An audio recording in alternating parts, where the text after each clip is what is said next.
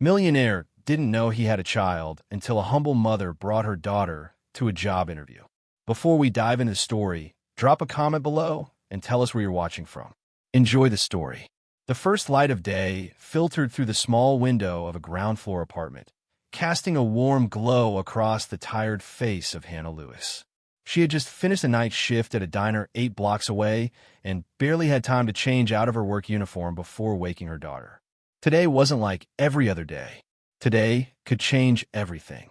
She double-checked her bag, job application, a few photocopies of her resume, and the only working black pen she had left. Hannah glanced at the wall clock. 7:52 morgens. She hadn't even brushed Lily's hair. "Sweetheart, time to get up. We have to go," Hannah whispered, gently running her hand through the tangled curls of the little girl curled up under a thin blanket. Lily rubbed her eyes, still groggy. "Where are we going, Mommy?" "I have a very important job interview today. You're coming with me, just this once. Miss Mary can't make it." The girl didn't ask more. She was used to adjusting, to sudden changes, and to her mother's quiet sighs. Hannah dressed her in the simplest dress they had, tied her hair into 2 messy braids, then slipped on her own old white blouse with a frayed collar and a gray skirt just formal enough. In the mirror, Hannah exhaled slowly. She had never stepped foot anywhere like Grant & Company. Grant & Company was a massive financial firm in the heart of Manhattan, known for its cutthroat hiring policies and notoriously cold corporate culture. Getting a job, there was like winning the lottery for someone like her. No fancy degree, no connections, and 6 years without full-time work because of raising a child. She held Lily's hand as they rode the glass elevator, having passed security. The receptionist had glanced at Lily with confusion, but Hannah had rehearsed her line. "I'm so sorry. My sitter called in sick. She'll stay quiet in the waiting room." The 32nd floor opened onto another world. White lighting, marble floors, and glass walls overlooking the hustle of Wall Street. Lily looked up in awe, eyes wide. "Mommy, it looks like a frozen heaven." Hannah smiled faintly and squeezed her daughter's hand. "Just color quietly, okay? I'll be back soon." A young assistant led them to a waiting area where Hannah set Lily up with a coloring book and a few worn crayons. Then she was guided to a sleek conference room where 3 men in black suits were already seated. At the head of the table stood a man with his back turned, staring out the window. "Mr. Grant, this is the last candidate for the morning," the assistant announced. The man turned around. He was tall, with neatly cropped dark hair, sharp features, and deep gray eyes. Something about him made Hannah freeze. She had seen this face before, in an old photo, on Rachel's desk. "Ms.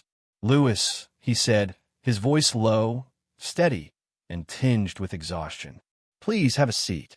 Hannah composed herself and sat. The interview began quickly, question after question, mostly from the panel, while Michael Grant remained quiet, occasionally jotting down notes. She spoke about her work experience, her multitasking abilities, her flexible hours. No one asked about Lily. No one asked about the past 6 years.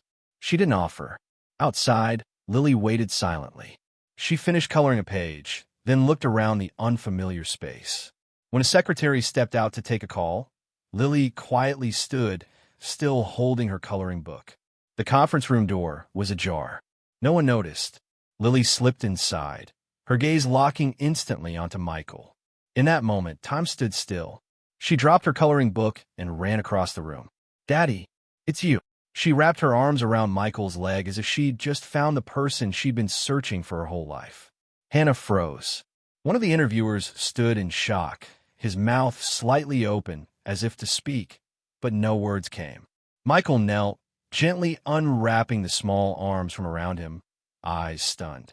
He turned to Hannah. "Ms. Lewis, what is going on?" Hannah rose, her lips trembling.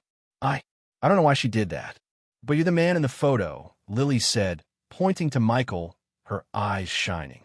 "The one in the picture Mommy Rachel kept in the wooden box." "I saw it." Michael's breath caught. "Rachel? Rachel Jensen." Hannah could no longer avoid the truth. She nodded, voice soft and thick. "Rachel was my best friend.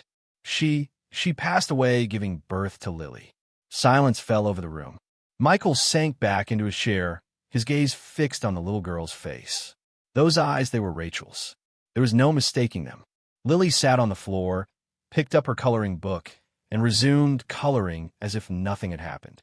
But in that fleeting moment, something profound had shifted.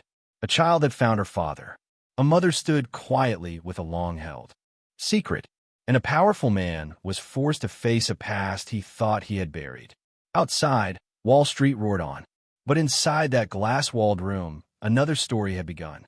The sky over New York that day was overcast, mirroring the storm brewing inside Michael Grant. That morning's meeting with the legal department had been abruptly postponed after he requested a background check on Hannah Lewis and the little girl named Lily. But nothing unsettled him more than the innocent eyes of that child, deep brown, filled with something he couldn't quite name. Michael stood alone in his office, staring out the tall window at the city below. He clenched a cold cup of coffee in his hand. The image of the girl running into his arms, shouting, "Daddy, it's you," played in his mind like a dream he couldn't wake from. He turned back to his desk. On the screen was Hannah Lewis's file. 32 years old, never married, past freelance work in marketing, currently residing in Harlem with her adopted daughter. Nothing unusual, until he saw the name Rachel Moore, Hannah's late best friend, and a name that pulled open an old wound in Michael's memory. He opened a drawer and pulled out a worn wooden box, something he hadn't touched in years. Inside were a few keepsakes, a faded concert ticket, a cheap silver ring once exchanged hurriedly under the rain in Paris, and finally, a photograph of him and Rachel. She had soft waves of blonde hair, luminous eyes, and a smile that once warmed his world. Michael's hand trembled as he flipped the photo over. In purple ink, in her handwriting, "Forever, no matter where life takes us." Air. He leaned back in his chair, eyes fixed on the ceiling. His heart pounded. The story was unfolding in a way he never saw coming. That afternoon, Hannah received a call from Michael's assistant. She was invited to meet with him privately at 5 p.m. She arrived on time, Lily clutching her hand tightly, afraid to get lost. Michael was waiting at the door. "Thank you both for coming," he said, his voice calmer than the day before.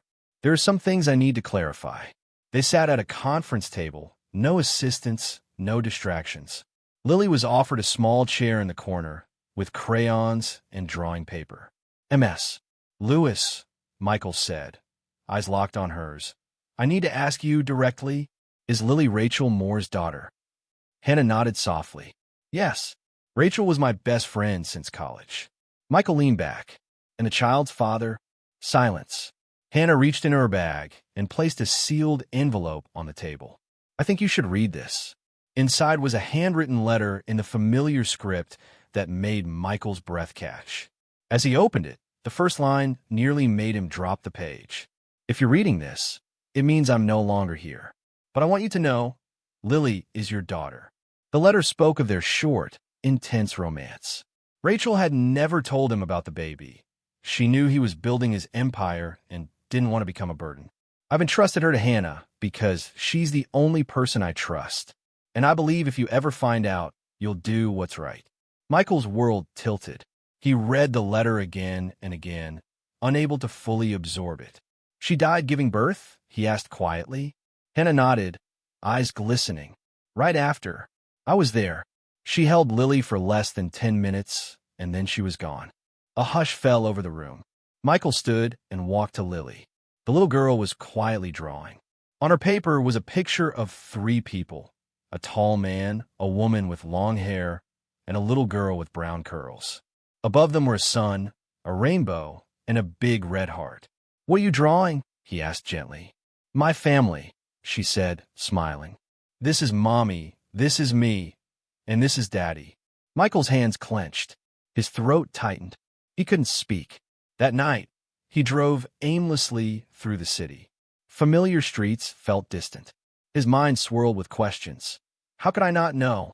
How could she leave me with nothing but a child I've never met? He parked in front of a small church. He didn't know why. His feet just carried him inside. He sat for a long time in the quiet.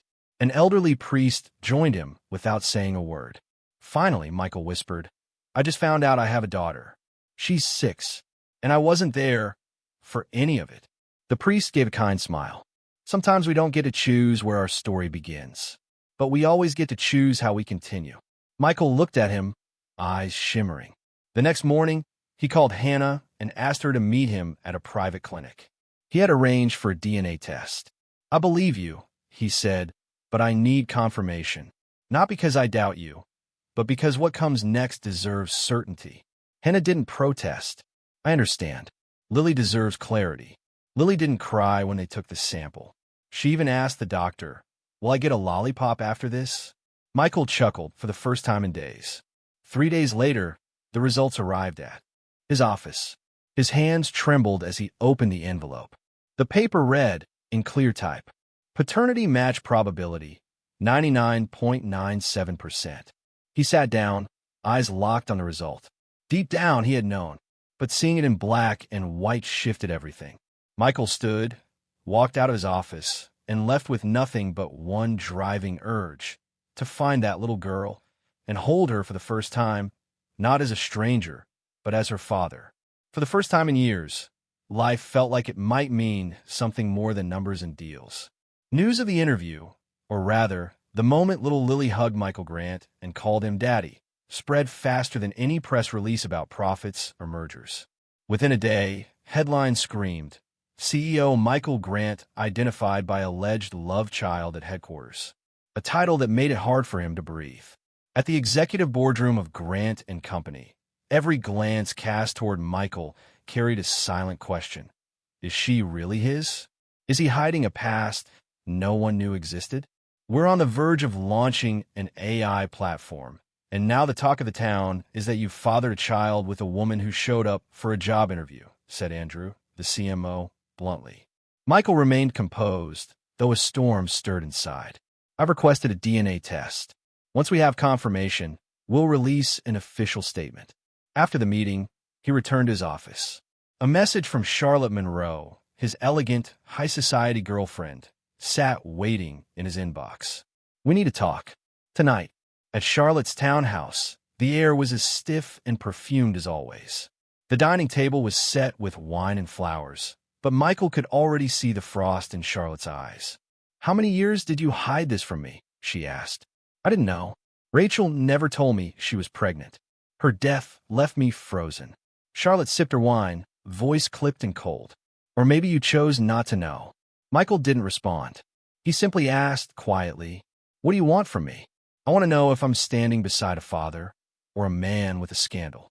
Meanwhile, Hannah was being hounded by reporters and paparazzi.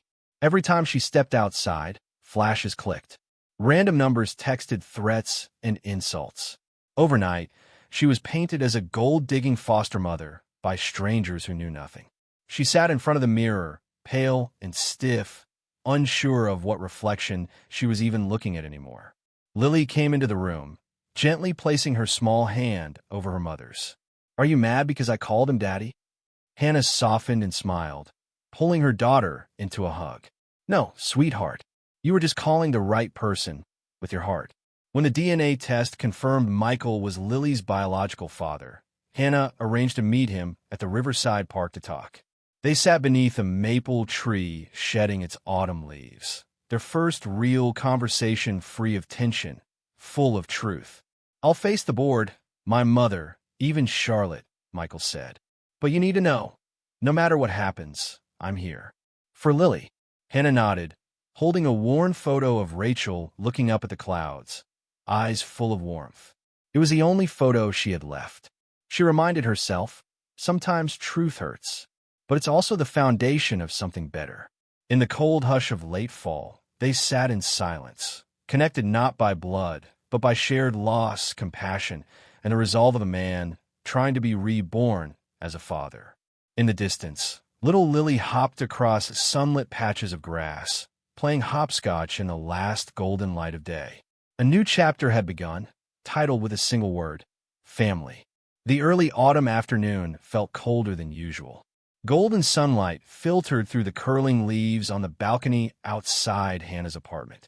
Michael Grant stood at the gate, holding a small gift box wrapped in simple brown paper.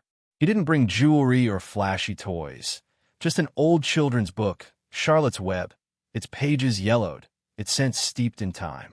It was the book Rachel used to read softly to him, their voices whispering stories of quiet farms and unexpected friendship under blankets and fading twilight. Hannah opened the gate, surprise and hesitation in her eyes. She hadn't expected him to return so soon. Her gaze dropped to the box, then slowly returned to Michael's face. "I brought something for Lily," he said quietly, almost afraid she might shut the gate in his face. She paused, then nodded and stepped aside. "She's drawing in the living room. You can come in." Michael entered, heart pounding faster than usual. The living room was small, simply furnished. Stuffed animals sat between coloring books and scattered crayons on the couch. Lily looked up from her little table and beamed when she saw him. "Daddy!" she squealed, running over. Michael's heart caught in his chest. He knelt to her level and held out the box. "I brought you something. Do you like stories?" Lily took the box and opened it. A second later, her eyes lit up. "I know this one. My teacher read it, but I want to read it with you." And so they sat together on the big armchair, Lily clutching the book on her lap, leaning against Michael's side. He read to her, the words of E.B., white flowing softly between them, about Charlotte and Wilbur, about kindness and the way one gentle soul can change a life. Lily listened without a word, her head resting on his shoulder. From the kitchen, Hannah watched quietly. She saw Lily nestled in Michael's arms, her tiny hand resting over his chest as if it had always belonged there. Hannah pressed a hand to her own chest and felt her heartbeat echo. After the first chapter, Lily looked up at him. "You read really good, Daddy. When will you come back to read more?" Michael bit his lip. "I can come back any time you want me to. I promise." Lily pulled him toward the backyard to show off her homemade dollhouse, crafted from cardboard boxes and stickers.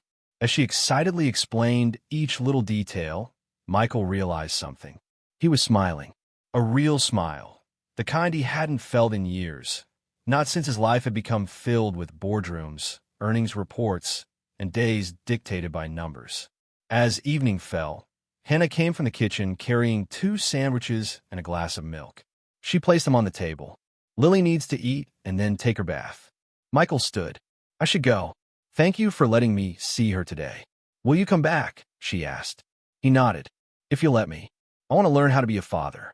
From the beginning." Hannah gave a small nod. There was caution in her eyes, but also the faint flicker of hope. Michael stepped outside, and for the first time in years, he felt like he had truly stepped into life. On his shoulders, he carried more than just the weight of the world. He carried a promise. To his daughter, to Rachel, and to the man he still had a chance to become. "Every song has its own space," he whispered to himself. "And family is the most important melody I ever dropped, and just might be ready to pick up again." No turning back. The late afternoon haze settled softly on the wooden benches of a rooftop garden in Manhattan. Michael Grant gazed out over the Hudson River longer than usual.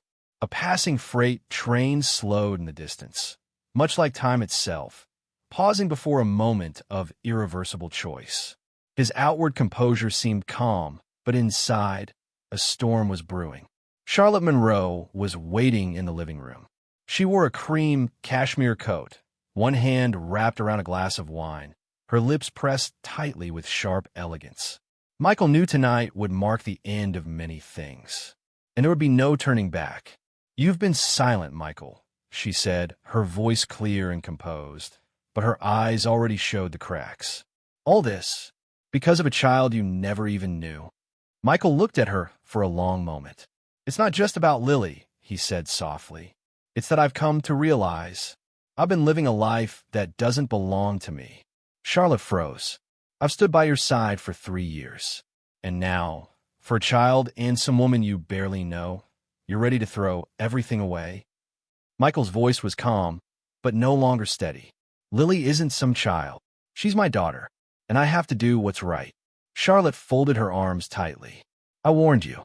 Getting involved with Hannah will only bring trouble. The press, the board, your mother, they'll all turn against you." Michael nodded slowly. "Then I'll face them, because at the end of the day, I want to look in the mirror and not feel ashamed of the man staring back." Those were his final words. Charlotte left with the door closing sharply behind her. Michael stood still in the quiet apartment, the ticking clock on the wall a reminder that time, and his path had changed. 2 days later, Michael entered the executive boardroom of Grant and Company. With a firm, composed expression, "I have a personal announcement to make," he said. "I'm the biological father of a 6-year-old girl named Lily, and I am taking full responsibility as her father." The room erupted in murmurs. Harold Bernstein, the board's vice chair, peered at him over his glasses. "You're saying this child is yours? Who's the mother? Hannah Parker?" "Lewis," Michael corrected. "She's been raising Lily according to the final wishes of her late best friend, Rachel. And you intend to make this public? From a company's platform?" Michael stood tall. "Some of you in this room know that the line between professional and personal isn't always clean. But for me, the definition of responsibility has changed. It's no longer just about numbers or quarterly gains. It's about showing up for someone when it matters most." That evening, in the small Riverside apartment, Hannah opened the door at the sound of knock. Michael was standing outside, holding a backpack in one hand. "I did what I believed was right," he said. "I ended the engagement. And I publicly acknowledged Lily." Hannah looked at him, her eyes holding 1,000 things unspoken. Finally, she opened the door a little wider. "Come in. Lily's been waiting." Inside the warm living room, Lily spotted her father and beamed. "Daddy!" Michael knelt down as she ran into his arms. And in that moment, the doubts, the pain, the noise from the outside world all melted away.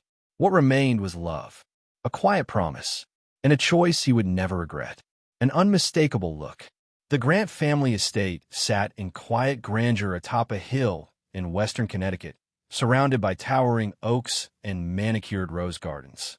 From the outside, it resembled a portrait of accomplishment. But inside, those marble walls had witnessed years of cold silence. Michael held Lily's hand as they climbed the stone steps leading to his mother's house. Hannah followed a few paces behind, her grip tightening around the strap of her purse, her eyes unable to hide the quiet dread. She knew well that Eleanor Grant's reputation for aloofness wasn't just family lore. It was a legacy that had left scars on Michael's childhood. "Are you sure your mother will be glad we came?" Hannah asked softly, as if speaking too loud might break something fragile. "I'm not sure about anything," Michael exhaled, eyes still on Lily's steps. "But it's time she sees her. Time she sees the truth." The heavy oak door creaked open, revealing Eleanor Grant in a classic sapphire blue dress, a string of pearls resting on her collarbone, as always. Her silver hair was swept neatly back, her face composed and unreadable. "Michael," she greeted with a slight nod. Then her gaze fell on Lily. Time seemed to hold its breath. Lily offered a shy smile. I'm Lily. Nice to meet you, ma'am." A faint flicker crossed Eleanor's expression, but she didn't speak right away. Instead, she turned to Michael, her voice low. "Who does the child resemble?" Michael didn't flinch. "Rachel." A long pause followed. Then Eleanor stepped aside and opened the door wider. "Come in. The parlor is ready." The formal living room remained untouched from decades past. White marble fireplace, emerald velvet sofas, and bookshelves stretching toward the ceiling. But today, beneath all the refinement, tension hung thick in the air. Lily sat politely beside Hannah on the couch, her curious eyes wandering to the family portraits that lined the wall. "Who's that?" She pointed to a painting of a young woman in a Victorian evening gown. "That's your great-great-grandmother," Eleanor said slowly. "Margaret Grant, a strong woman, never backed down. Just like my mommy," Lily chimed, making Hannah blush faintly. Michael chuckled, and Eleanor fell quiet, but not with her usual icy distance. This silence held something else, a recognition she could no longer deny. She turned to Hannah, meeting her gaze fully for the first time. "You were Rachel's friend?" "Yes, since our freshman year in college. I promised her, if anything happened, I'd raise Lily as my own." She never told Michael. She didn't want to burden him. She believed she'd make it through childbirth. But she didn't. Eleanor said nothing. Her eyes shifted back to Lily, particularly the girl's deep blue eyes, the color of a March sky. Those eyes, they unlocked something she thought she had buried. Rachel had once sat in this very room. Michael had brought her home during college holiday. Eleanor remembered the girl's gaze, brave, sincere, and tinged with sadness. She hadn't approved of her. "Not our kind," she had said. And just like that, the romance vanished from the grand estate like a gust of wind. Now, those eyes were looking back at her from another face, younger, innocent, but unmistakably the same. Eleanor rose and walked to a small wooden cabinet beside the fireplace. She unlocked it and pulled out a velvet-lined box. Michael watched his mother in silence. She returned and knelt in front of Lily. "You know," she said, her voice softer now, "every generation of Grant women passes down a keepsake to the first daughter. This necklace belonged to Margaret Grant. I've held on to it for the next one." Lily's eyes widened as Eleanor gently placed the antique necklace around her neck. "Now I know," she whispered. "It belongs to you." A tear rolled silently down Hannah's cheek. Later, after tea, while Lily played outside with the family's aging Labrador, Michael and Eleanor remained at the table. "You don't have to accept this," Michael said quietly. "I know how clear your views have always been about what fits into this family." Eleanor met his eyes. "I was wrong to believe reputation could replace happiness. I lived by the expectations of the generations before me. And sometimes I wanted you to do the same." Michael said nothing, but his jaw tightened. "But today," she continued, her voice low, "I see it clearly. That little girl is our blood. And Hannah, she's raised her with a full heart. I can't deny that anymore." Her tone dropped to a near whisper. "Michael, if you're still willing, this family is ready to welcome all three of you." Michael nodded slowly, his chest tight with emotion. He had walked through fire to reach this moment, revealing the truth about his daughter, ending an engagement, facing corporate pressure, and now, the person who once shut him out had finally opened her heart. Outside the glass, Lily laughed as she chased pine cones across the lawn. She turned, proudly holding one up as if it were treasure. Michael looked at his daughter, and for the first time, everything felt like it was beginning to fall into place, slowly but firmly. Simple dinners and an opening heart. The small kitchen in Hannah's rented apartment echoed with the soft clinks of dishes and the warm scent of chicken stew and garlic butter toast. A golden light spilled from the overhead lamp, casting a cozy glow on Lily's face as the little girl carefully set spoons and forks on the table, her floral dress fluttering with each skip. Michael sat at the edge of a chair, sleeves rolled up, eyes following his daughter as if trying to capture every fleeting moment of a childhood he had missed.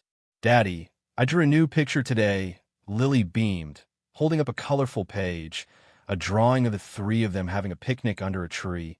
Him, Hannah, and Lily. She'd drawn him with a wide-brimmed hat and a gentle smile. Hannah in a green dress holding a basket, all three of them standing together like no pain or parting had ever touched them. Michael took the picture and fell silent for a moment. His heart softened, and something like a stream of warmth seeped gently through old cracks inside him. "Can I put this on my office desk?" he asked quietly. "Of course, but I'll draw a better one for your big office, too," Lily declared proudly, then rushed off to get the napkins. From the kitchen, Hannah smiled. In recent weeks, Michael had started coming by in the late afternoons to pick up Lily, and more, he stayed for dinner. Each time, he brought a small gift, a comic book, a handful of caramel candies Lily loved. But what surprised Hannah wasn't the gifts.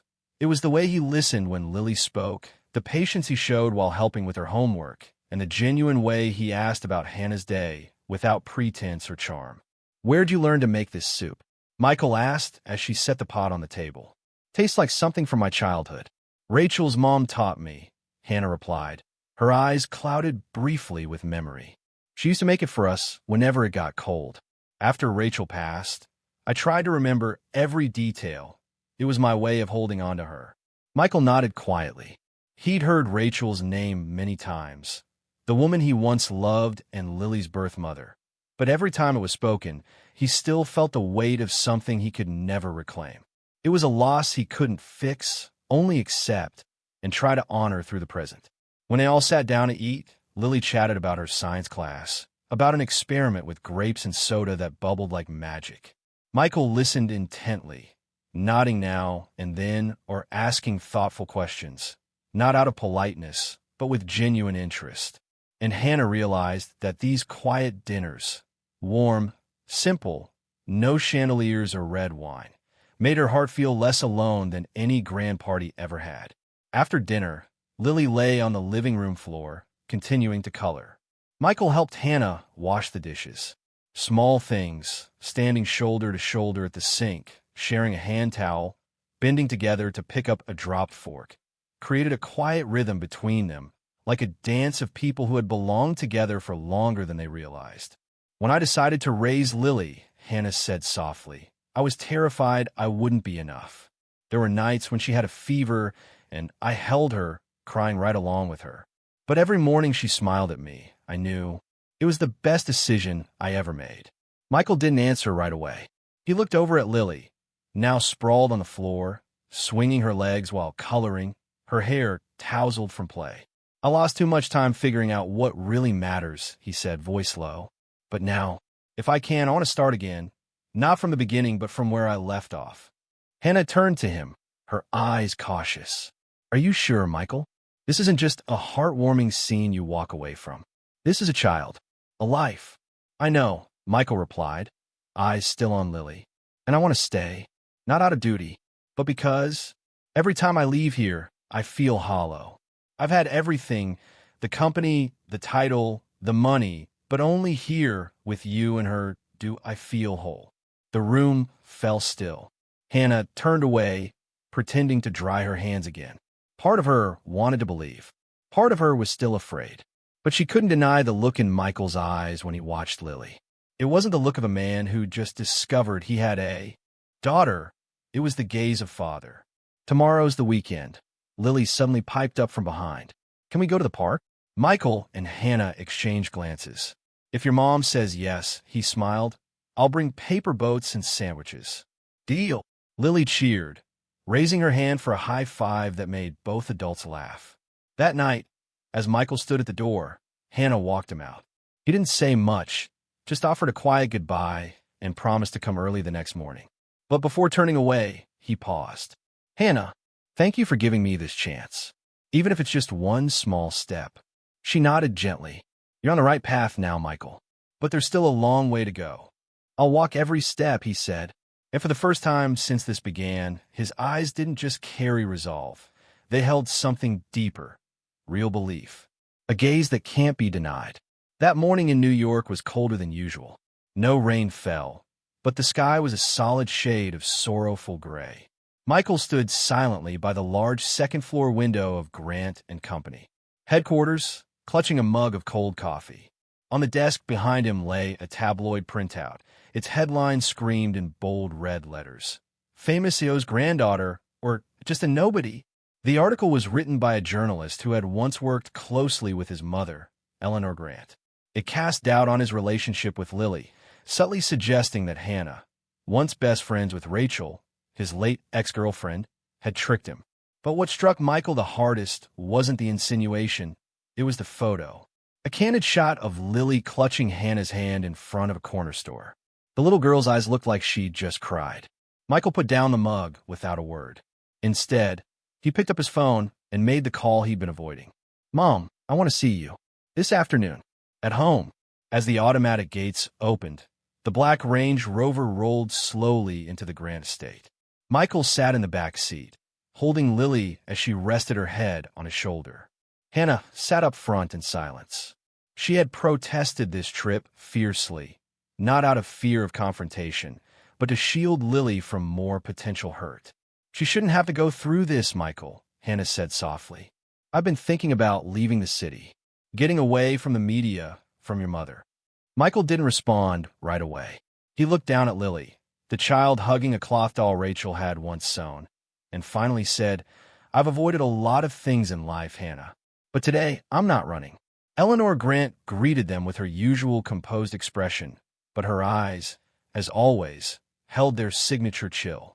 She didn't acknowledge Lily, only looked at her son. You brought that child here for what, Michael? To teach me a lesson. Michael stood tall, gaze unwavering. I brought my daughter here, so you could see what you've been refusing to face. Lily, sensing the tension, gripped Hannah's hand tightly. But then, unexpectedly, she let go and stepped forward. "Hi, Grandma," she said quietly, looking up at Eleanor. "Mommy Rachel said I looked like you." Eleanor froze. She sat slowly on the edge of the sofa, hands trembling ever so slightly. Lily's eyes were too familiar, clear, gentle, yet fearless. In that moment, Eleanor no longer saw a child of scandal. She saw her granddaughter, made of flesh, memory, and undeniable blood. She reached for the drawer beside her, pulling out a small, worn velvet box. Inside was a turquoise pendant, a Grant family heirloom passed down through generations. "Rachel never came to claim this," Eleanor said softly. "I held on to it, thinking no one would be worthy. But this child," she trailed off. Instead of finishing her sentence, she knelt and gently clasped the necklace around Lily's neck. "Don't let anyone tell you that you don't belong here," she whispered, "because you are part of this family." That evening, Michael stood with Hannah on the small balcony of her apartment, watching the city lights flicker. Lily slept soundly in the next room after a long day. "I know you still wonder if I can protect the two of you," Michael said, voice low. "But I'm not turning away anymore, Hannah, no matter what the media says, no matter what my mother thinks. I choose to stay. With you. With Lily." Hannah didn't answer right away. The breeze lifted her hair gently. Then she turned to him, her eyes softening. "I don't need promises, Michael. I just need you to keep your word. Every day. For her. And for yourself." He nodded and took her hand. There were no grand declarations. Only the simple things, like a gaze with no more doubt, the sound of a child's laughter in a small apartment. That was the real inheritance. Not necklaces or legacies, but the courage to love, to stand firm, and to not turn away when the past knocks on the door. The next morning, Michael appeared on live morning television. "I have nothing to hide," he told the host. "Lily is my daughter. Hannah raised her with strength and grace, and I'm proud to stand beside them. For those who choose to doubt, doubt me. But don't put that burden on a 6-year-old child." The interview went viral. But unlike before, public sentiment shifted. People no longer saw the cold, unshakable CEO. They saw a father trying to make things right. A man willing to fight for the child he should have been there for all along. And in a quiet corner of the apartment, Lily held her Rachel doll and whispered, "Mommy, Daddy told the whole world about me today." A gaze that can't be denied. That morning in New York was colder than usual. No rain fell, but the sky was a solid shade of sorrowful gray. Michael stood silently by the large second-floor window of Grant and Company headquarters, clutching a mug of cold coffee. On the desk behind him lay a tabloid printout. Its headline screamed in bold red letters, "Famous CEO's granddaughter," or just a nobody? The article was written by a journalist who had once worked closely with his mother, Eleanor Grant. It cast doubt on his relationship with Lily, subtly suggesting that Hannah, once best friends with Rachel, his late ex-girlfriend, had tricked him. But what struck Michael the hardest wasn't the insinuation. It was the photo. A candid shot of Lily clutching Hannah's hand in front of a corner store. The little girl's eyes looked like she'd just cried. Michael put down the mug without a word. Instead, he picked up his phone and made the call he'd been avoiding. "Mom, I want to see you. This afternoon. At home." As the automatic gates opened, the black Range Rover rolled slowly into the Grant estate. Michael sat in the back seat, holding Lily as she rested her head on his shoulder. Hannah sat up front in silence. She had protested this trip fiercely, not out of fear of confrontation, but to shield Lily from more potential hurt. "She shouldn't have to go through this, Michael," Hannah said softly. "I've been thinking about leaving the city, getting away from the media, from your mother." Michael didn't respond right away. He looked down at Lily, the child hugging a cloth doll Rachel had once sewn, and finally said, "I've avoided a lot of things in life, Hannah. But today, I'm not running." Eleanor Grant greeted them with her usual composed expression, but her eyes, as always, held their signature chill. She didn't acknowledge Lily, only looked at her son. "You brought that child here for what, Michael? To teach me a lesson." Michael stood tall, gaze unwavering. I brought my daughter here, so you could see what you've been refusing to face. Lily, sensing the tension, gripped Hannah's hand tightly.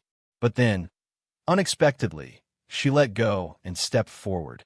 Hi, Grandma, she said quietly, looking up at Eleanor. Mommy, Rachel said I looked like you. Eleanor froze. She sat slowly on the edge of the sofa, hands trembling ever so slightly. Lily's eyes were too familiar, clear, gentle, yet fearless. In that moment, Eleanor no longer saw a child of scandal. She saw her granddaughter, made of flesh, memory, and undeniable blood. She reached for the drawer beside her, pulling out a small, worn velvet box. Inside was a turquoise pendant, a Grant family heirloom passed down through generations. Rachel never came to claim this, Eleanor said softly. I held on to it, thinking no one would be worthy. But this child, she trailed off. Instead of finishing her sentence, she knelt and gently clasped the necklace around Lily's neck. Don't let anyone tell you that you don't belong here, she whispered, because you are part of this family. That evening, Michael stood with Hannah on the small balcony of her apartment, watching the city lights flicker. Lily slept soundly in the next room after a long day. I know you still wonder if I can protect the two of you, Michael said, voice low. But I'm not turning away anymore, Hannah. No matter what the media says, no matter what my mother thinks, I choose to stay. With you. With Lily. Hannah didn't answer right away. The breeze lifted her hair gently. Then she turned to him, her eyes softening. I don't need promises, Michael. I just need you to keep your word. Every day. For her. And for yourself. He nodded and took her hand. There were no grand declarations. Only the simple things, like a gaze with no more doubt, the sound of a child's laughter in a small apartment. That was the real inheritance. Not necklaces or legacies, but the courage to love, to stand firm, and to not turn away when the past knocks on the door. The next morning, Michael appeared on live morning television. I have nothing to hide, he told the host. Lily is my daughter.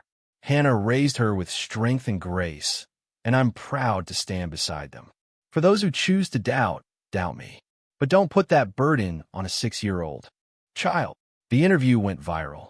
But unlike before, public sentiment shifted. People no longer saw the cold, unshakable CEO. They saw a father trying to make things right. A man willing to fight for the child he should have been there for all along. And in a quiet corner of the apartment, Lily held her Rachel doll and whispered, Mommy, Daddy told the whole world about me today. The gentle early autumn in Portland paints a picturesque scene. Leaves begin to change color, but haven't fully fallen, creating a canvas-like backdrop along the streets Michael drives through. In the back seat, Lily sits quietly, clutching her pink backpack, eyes gleaming with anticipation as she gazes out the window. Michael catches her gaze in the rearview mirror. She smiles, and his heart softens. Do you like your new school? Michael asks, striving for a casual tone despite his nervousness. I do. My friend Emily draws horses beautifully. And MS. Lucy tells stories just like Grandma Rachel used to. Lily replies, her eyes shining.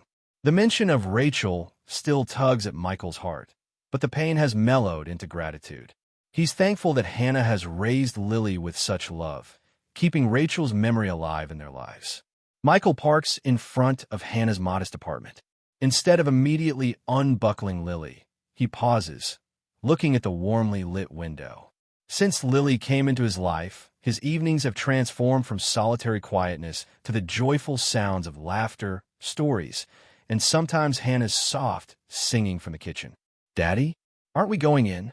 Lily inquires. Michael gently strokes her silky hair. How about we invite MS? Hannah, over for dinner tonight? I was thinking of making spaghetti. Lily's eyes widen with excitement. Can I sprinkle the cheese? Absolutely. And you get to pick the movie for after dinner. Within an hour, Michael's sleek, modern kitchen buzzes with life. Hannah stands by the island, sleeves rolled up, watching Michael juggle boiling pasta and preparing sauce. Lily perches on a high chair, chattering about her day and occasionally adding cheese to the dishes under her father's guidance. You're becoming quite the dad, Michael, Hannah says softly, emotion in her voice. Michael turns to her, not with the polished demeanor of a CEO, but with the earnestness of a man rediscovering love and family. I'm still learning, he admits. No one starts off knowing how to be a parent. But Lily feels your love. That's what matters most. After dinner, they settle in to watch a movie. Lily nestles into Michael's lap, while Hannah sits nearby. By the movie's end, Lily is fast asleep. Michael gently carries her to bed, tucking her in with care. Returning, he finds Hannah watching him, her eyes reflecting a mix of emotions. "I never imagined you'd choose this path," she says quietly. "What path?" "Letting go of everything to be a father." Michael gazes toward Lily's room. "I didn't let go of anything important. I just finally saw what truly matters." In that serene moment, with only the ticking clock breaking the silence, Michael feels a profound change within himself. The high-stakes meetings and corporate achievements now seem distant compared to the warmth of his daughter's embrace and the shared smiles with Hannah. The following weekend, Michael takes Lily to visit her new school, a small, welcoming place filled with colorful murals and friendly faces. Hannah is surprised by his choice. "It's not one of the elite schools your mother would approve of." "I know, but Lily's smile when she walked through those doors told me everything I needed to know." On the first day of school, Michael attends his inaugural parent-teacher meeting. Without assistance or gadgets, he brings homemade cookies and listens attentively as the teacher praises Lily's kindness and helpful nature. Pride swells in his chest, recognizing traits of both Rachel and Hannah in his daughter. Later, Michael visits Rachel's grave, placing a bouquet of daisies, her favorite. "I took too long to understand, but I won't waste another moment. Thank you for bringing Lily into this world, and thank you, Hannah, for never giving up on her. I promise to make you both proud." Back home, Michael flips through an old photo album, stopping at a picture of his younger self with Rachel during a college trip. He once believed success was measured by titles and wealth, but now he knows true fulfillment comes from the simple joys of family life. Each bedtime story, every grocery trip with Hannah, and all the imperfect yet laughter-filled meals are stitches mending the fabric of his once fragmented life. No longer seeking the spotlight, Michael finds contentment in these everyday moments, realizing that this is the legacy worth cherishing. As autumn continues in Portland, leaves fall gently, signaling not just a change in season, but a new chapter of hope, love, and genuine connection for Michael and his family. The price of truth. A gentle Portland. Morning lay draped in a soft layer of mist, casting the city in a haze of memory.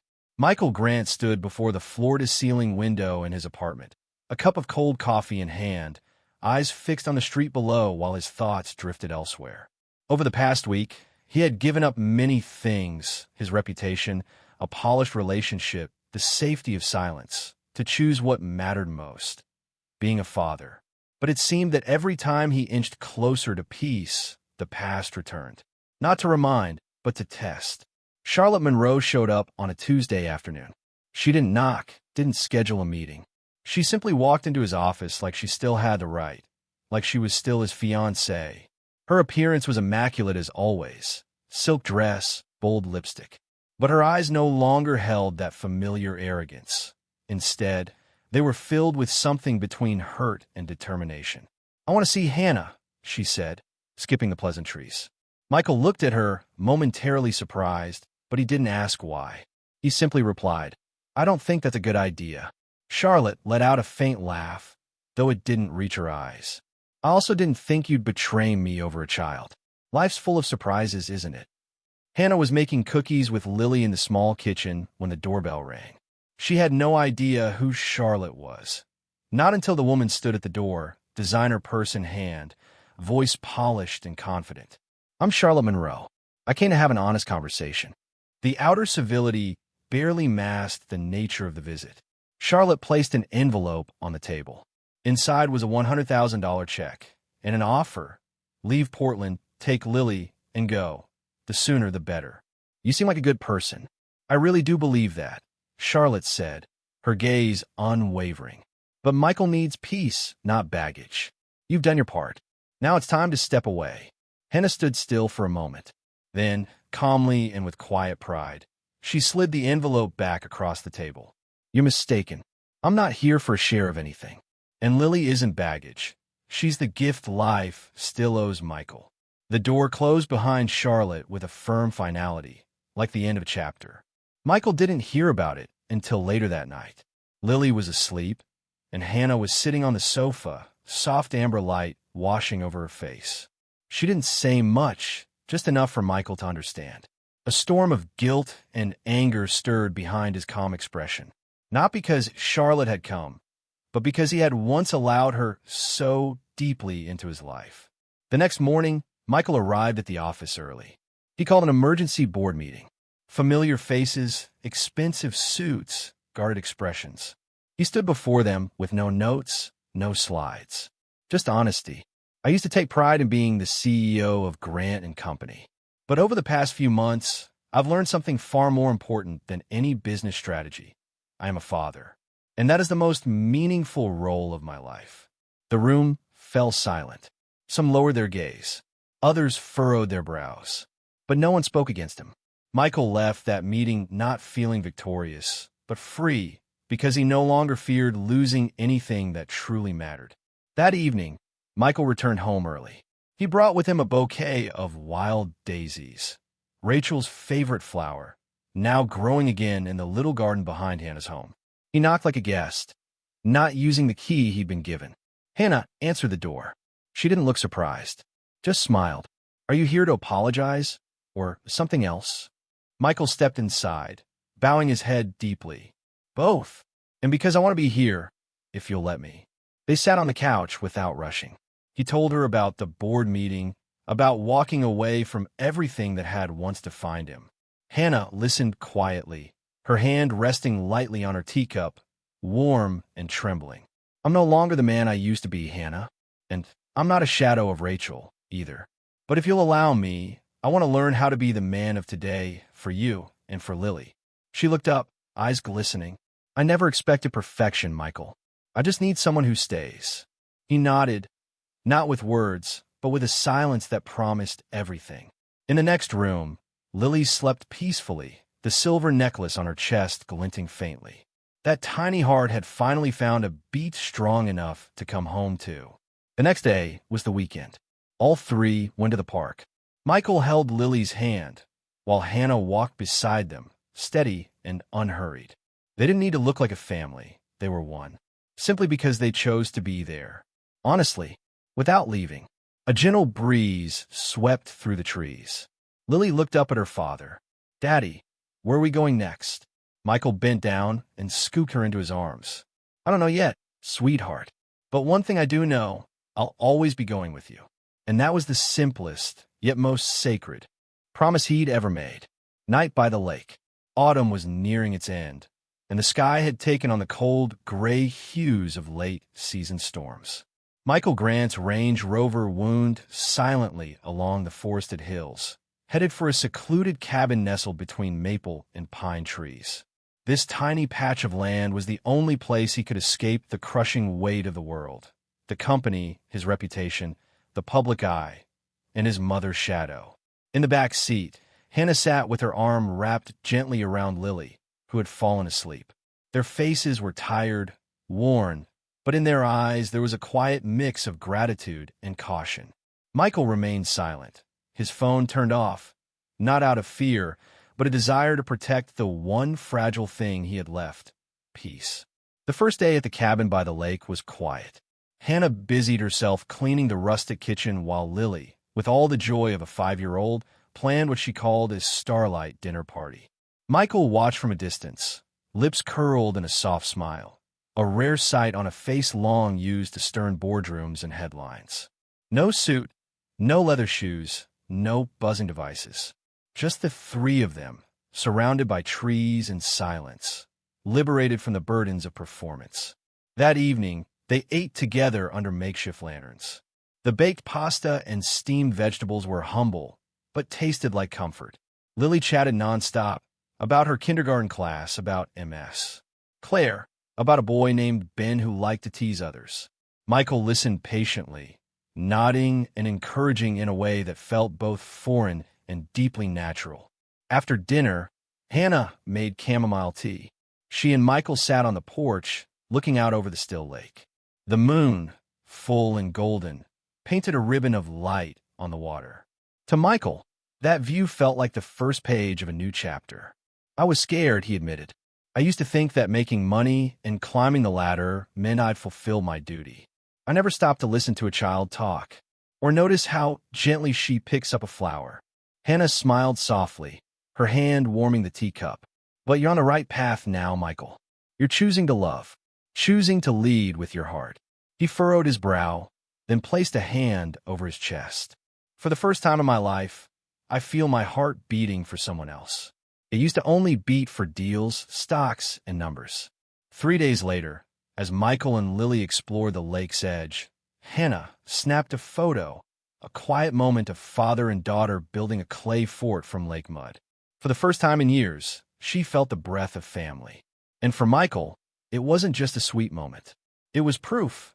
He was truly alive, not caught in the loop of ambition, but grounded in something lighter, a child's laugh, the wind rustling through pines, the soft pulse of being present.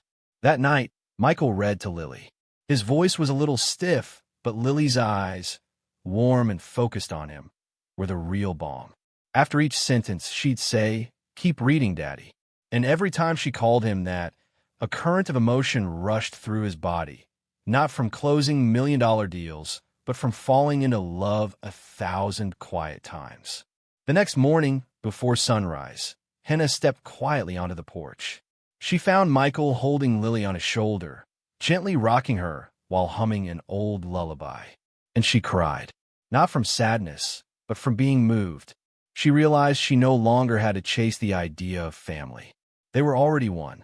In that peaceful stillness, Michael finally met his own reflection in the lake's mirror. And in that reflection was a man changed, not by success, not by his mother's disapproval, not even by legacy, but by love. He was becoming the man he had always hoped to be. And the cabin by the lake had become more than a hideaway. It was the beginning of a journey with no way back, a journey where he might fail in business. Yes, but one where losing this love was simply not an option. The scar and the outstretched hand. Spring had returned to the city. Cherry blossoms bloomed brilliantly, their pink petals dancing gently in the familiar park where Michael often took Lily for morning walks. Ever since their retreat to the remote cabin, something in the air felt different, lighter, warmer. Michael looked at Hannah each morning with a new calm in his eyes. And when he saw Lily laughing on the swings, he finally felt deeply and truly what it meant to be a father. One quiet Saturday afternoon, while Hannah and Lily were folding laundry in the living room, the doorbell rang. Michael was in the kitchen, wearing an apron, slicing carrots for a comforting chicken stew. He wiped his hands dry and opened the door. Standing there, bathed in the soft glow of sunset, was a face he'd spent years trying to let go of. Eleanor Grant. She stood without her usual air of command. No steely boardroom presence, no icy glare. Just a mother, uncertain and weathered, holding her purse with both hands, wearing a soft cream coat. "May I come in, Michael?" she asked quietly, her voice strained, almost human. Michael was surprised, but then did the only right thing. He nodded. Inside, Hannah paused mid-fold, sensing something shift. She looked toward the door, and when she saw Eleanor, her face tightened instinctively. "I didn't come to argue or blame anyone," Eleanor said quickly as Hannah appeared. "I came because there's something I need to say." Hannah gave a small nod, silently resting her hand on Michael's back. In the stillness that followed, Lily came bouncing out of her room holding a teddy bear. She froze when she saw Eleanor. Their eyes met. A quiet exchange between the innocence of youth and a soul desperately seeking rebirth. "Your name is Lily, isn't it?" Eleanor asked gently. "Yes. And you are?" Eleanor took a deep breath. "I'm your grandmother." Lily tilted her head. Then, with childlike grace, she stepped forward, slowly, cautiously, like building a bridge over thawing ice. When she stood in front of Eleanor, she switched her teddy bear to the other hand and reached out. Eleanor trembled as she took the small hand in hers and began to cry. "I'm sorry," she whispered, her eyes welling with tears. "I was afraid. Too proud, too calculating. But when I look at you, I see Rachel." Michael stood silent. Hannah squeezed his hand. Eleanor then reached into her purse and pulled out a small box. Inside was a delicate white gold bracelet, engraved finely, Lily Grant. "This belongs to you," she said. Lily accepted the bracelet and slipped it on her wrist. Her smile lit up the room, like a wish answered early. Eleanor turned to Hannah, her voice shaky. "And you, thank you for loving her, raising her, protecting her all these years. I was wrong to ever doubt you." Hannah's chest rose sharply, and tears began to fall. "From this day forward," Eleanor said softly, "you are her mother in every way that matters." In that moment, the fractures between generations began to heal. Not because of a bracelet, but because of honest apology, because of love unguarded and hearts laid bare in forgiveness. Michael realized something rare and sacred. That family doesn't always come from blood. Sometimes it's a choice to understand, to stay, to open your arms. Later that evening, in a kitchen filled with citrus and laughter, Eleanor sat beside Lily, helping her draw cherry blossoms. Hannah, for the first time, placed her hand on Michael's shoulder without hesitation. And that was the beginning of a new kind of journey, not one of claiming, but of accepting, not of punishment, but of grace. A night in the park. The suburban park that day wore a brilliant coat of spring. Cherry blossoms floated in the breeze, painting the path pink beneath children's running feet. Golden sunlight filtered gently through the canopy of trees, casting warm, dappled light across the grass where Lily laughed with her new friends. Michael stood from afar, hands tucked into his coat pockets, watching her with a look only a true father carries, tender, peaceful, and full of love. Hannah sat on a nearby bench, her hands wrapped around a steaming paper cup of coffee. She wore a soft gray cardigan, her hair loose around her shoulders, and her face, quiet and calm, had become a kind of stillness etched in Michael's memory. "Do you remember the first time Lily smiled at me?" Michael asked suddenly, his voice low. Hannah smiled without looking at him. "Edo, I remember exactly what she said. Daddy tells stories better than my teacher." He chuckled and nodded. "That was the moment I realized how much I'd missed." Silence followed. But amid the bird song and the joyful chatter of children, their quiet wasn't awkward. It was a pause in the music, a space for what needed to be said next. Michael reached into his coat and pulled out a small, dark blue velvet box. No rush, no spectacle. He placed it gently in Hannah's open palm. "You don't need to open it right now," he said, his eyes fixed on the golden light reflecting off her hair. "Just hear me out first." Hannah looked surprised but stayed silent. She sensed something moving deep within Michael. Not regret or apology, but a deliberate choice, as if he were offering not a moment, but a future. "I used to think love came with conditions," he began. "I used to measure everything, work, relationships, even my own emotions. But you and Lily, you two weren't like anything I'd ever known. You didn't need me to be successful, perfect, or to hide the scars I carried. You just needed me to show up, to listen, to love fully." Her hand trembled slightly on the box. She still hadn't opened it. Her gaze turned toward Lily, who sat building a tower of stones with a boy she had just met. Lily looked joyful, innocent, a spring blossom untouched by past storms.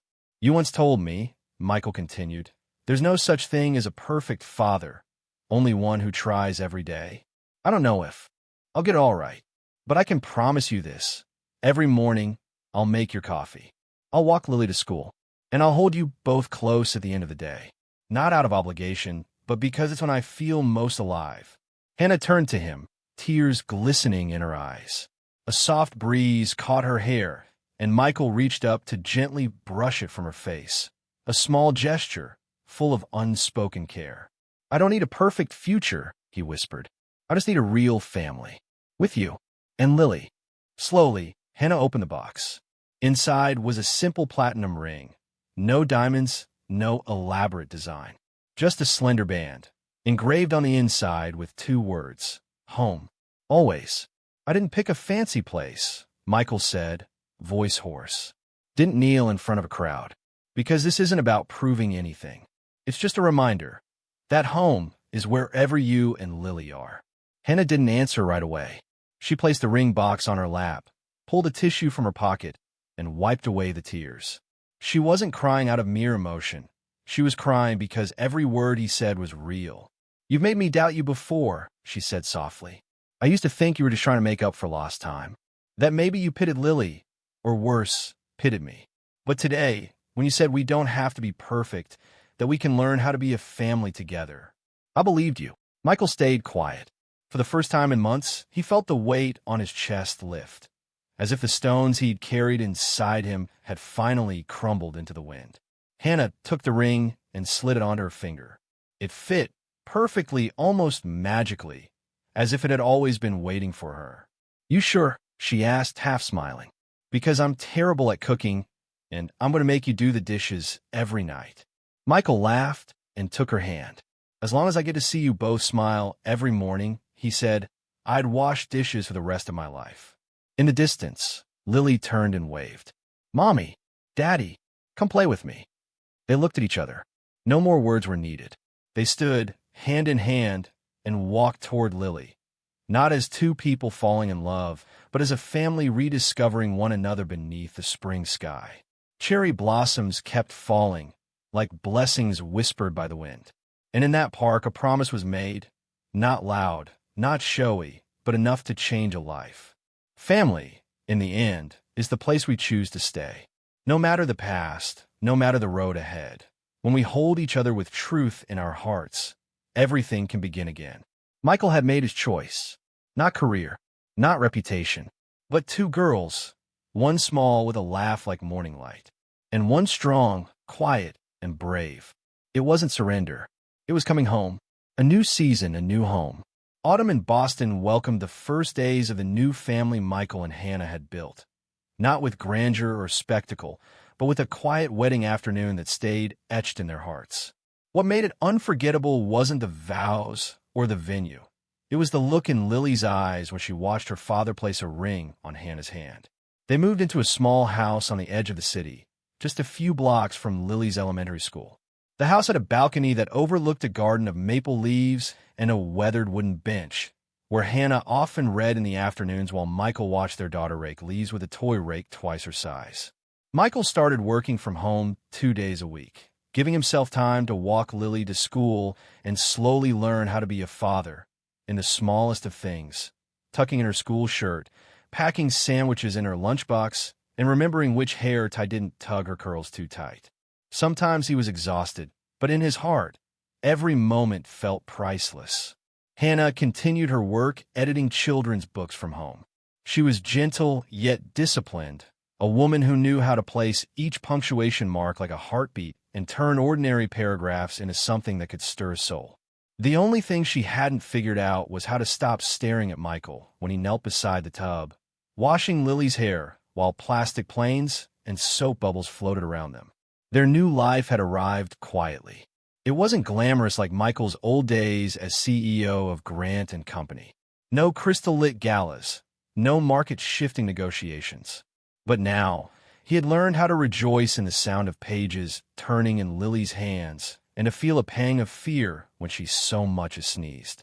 One evening, while Hannah was reviewing a manuscript titled Goodnight, Moonlight, a new bedtime story from her publishing house, Lily came running in with a drawing she had made. 3 figures holding hands beneath a tree. I drew our family, Lily said proudly, pointing at the picture. That's Daddy, that's Mommy, and that's me. I used green to show we match.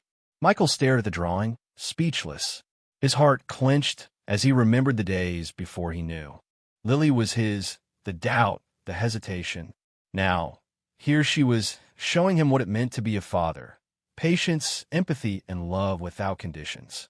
On the weekend, the family gathered in the kitchen. Hannah rolled out cookie dough. Michael wore a loose apron tied haphazardly by Lily, and the little girl decorated each cookie with red smiley faces. Daddy, did you know how to bake before you met me? Lily asked. Michael grinned. Sweetheart, I didn't know how to do anything before I met you. And that was the truth. Michael had been through confusion, ambition, and denial, but he had never learned how to place a cookie gently on a plate for someone he loved more than life. The days passed without grand events, no fireworks, no galas. Just goodbye hugs at the school gate, homemade tickets to Lily's living room plays, and the moments Hannah dozed off editing manuscripts, only to wake with a soft kiss on her forehead. Life now felt real. Each quiet moment bore witness to a larger journey. The journey of a father reclaiming his heart, of a man giving up reputation to rediscover the true value of family, and of a woman who held on to love long enough for it to come back home. That afternoon, under the soft golden light, Hannah sat on the balcony with her eyes closed, holding a warm cup of tea. Michael walked up behind her, said nothing, and simply placed a hand on her shoulder. Inside, Lily sang softly to herself as she played. They didn't need to say anything, because moments like that were enough to know this family had finally found where their hearts belonged. Light in the palm of the hand. Autumn had come to New Haven with its signature warmth, streets lined with red and golden maple leaves, drifting gently like quiet memories of a life once lived. In a brick house nestled deep within a peaceful neighborhood, Michael Grant sat by the window, watching the leaves fall in slow motion, as if whispering the chapters of a story that had finally found its ending. Inside, Hannah was wrapping Lily in her favorite pale pink blanket, her voice soft and steady as she read a bedtime story. Each word seemed carved from sandstone, polished by time and love, filling Michael with a peace he had never known in all his years of chasing power and prestige. Michael stepped quietly into the room and sat beside Lily's bed. She still loved to hook her fingers into his before falling asleep. "Daddy," she murmured, "can we go watch the moon again like last time?" Michael nodded, pressing a gentle kiss to her forehead. "Of course, Lily. If you want it, Daddy's always here." When Lily had fallen asleep, Hannah stepped out onto the small balcony, her hands resting lightly on the wooden railing. Michael followed, wrapping a sweater over her shoulders before standing quietly beside her. The crisp autumn air swirled around them, cool but comforting, like a pair of rough hands that still knew how to hold. "I thought I was just the keeper of the box," Hannah whispered. "That one day, I'd hand her back to you and step aside. I never imagined I'd be part of a family again." Michael squeezed her hand. "I think blessings come when we finally learn how to listen," he said softly. Even when love speaks in a whisper. Inside, the fireplace glowed. On the mantel, Michael had placed a new photo, the three of them holding hands beneath a starlit hill from their weekend getaway. Lily's smile was wide and pure. Hannah's head rested gently on Michael's shoulder, and he was looking at them the way a man does when he's finally found his reason to live. That night, Michael opened a journal for the first time in years. His once rigid, executive handwriting softened, uncertain, emotional. He wrote, "Today, I learned that peace doesn't come from external victories. It lives in the moments when you bow your head into my hands, when Lily laughs against my chest, and when we face the past together." The days after their wedding passed gently, like falling autumn leaves. Life became defined by the library books Lily forgot to return, the simple but love-filled meals Hannah cooked, and the short video calls Michael made during work breaks just to see his daughter smile. One quiet Friday night, Lily asked, "Daddy, why isn't our house as rich as the castles in fairy tales?" Michael chuckled, pulling her into his arms. "Because the real castle is here," he said, placing his hand over her heart. "And here," he added, brushing Hannah's hand as it slipped into his. Their first Christmas together was modest. A small tree, a handful of hand-wrapped gifts, and the soft sound of Silent Night playing from the kitchen. Hannah brought out a tray of heart-shaped cookies. One cookie had a small scroll of paper baked inside. Lily unrolled it and read aloud. "Family isn't a place you arrive. It's a place you decide never to leave." Michael looked over at Hannah. He didn't need to say a word. In her eyes, he saw himself, not a perfect man, but one walking the right path at last, because for the first time in his life, he finally knew what mattered most. Outside, the snow had begun to fall. A title doesn't make a father, love does. The story of Michael Grant isn't just about a powerful man discovering the daughter he never knew he had. It's a mirror reflecting a harsh truth many of us live with. In a world consumed by ambition, status, and accomplishments that look good on paper, we often forget what truly matters. In today's fast-paced society, where work eats up most of our time and titles are used to define a person's worth, the image of Michael, a CEO stepping away from the peak of his career to return to simple family dinners and school drop-offs, stands as a powerful symbol of a brave choice, choosing love over legacy. Not everyone is Michael Grant, but all of us, at some point, must stand at the crossroads between responsibility and emotion, between society's expectations and the voice of our heart. Michael's actions remind us that redemption doesn't have to begin with grand gestures. Sometimes it starts with a quiet evening listening to your child talk about their day, a tight hug after work, or a sincere apology for the moments you missed. Family isn't about being perfect. It's about being honest, being willing to change, and having the courage to begin again. This story also carries a vital message about judgment and forgiveness. Hannah, the resilient woman who raised her late best friend's child, never needed a title to love fully.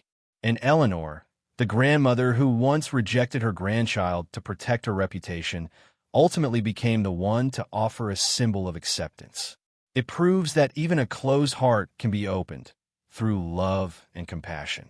In a world that often feels fractured and distant, Michael Grant's story is a quiet but powerful reminder. We may not be able to change the world, but we can always make peace with what truly matters: family, love, and our truest selves. Thank you so much for being here. Your support means everything, and I can't wait to bring you more heartfelt stories soon. Until next time, stay kind, stay inspired, and I'll see you in the next one.